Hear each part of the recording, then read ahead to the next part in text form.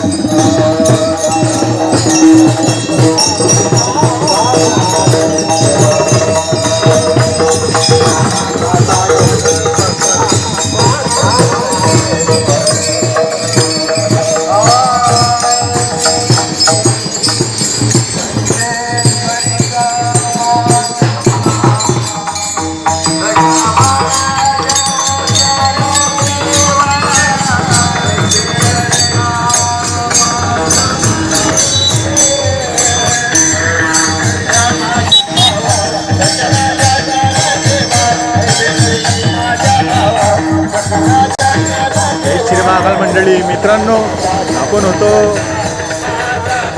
खेड्यांमध्ये मित्रांनो आपल्याला रोडवरून दिसली होती दिंडी. चला आपण अडूनच दर्शन घेऊन घेतलेले आहे. तसं शेगावले जायचं समजा आपल्याला बाबाचा बुलावा जर आला तर आपण शेगावले दर्शन घेऊ शकतो, म्हणजे जाऊ शकतो तिथं. पण गावात आल्यावर तर विशेष नाही भाऊ, दर्शन घेतल्याशिवाय राहायला येत नाही भाऊ. गजानन महाराजचे दर्शन गावात जर दिंडी आली ना पुन्हा जर पाया लागायला गेलो नाही तर विशेष नाही तो.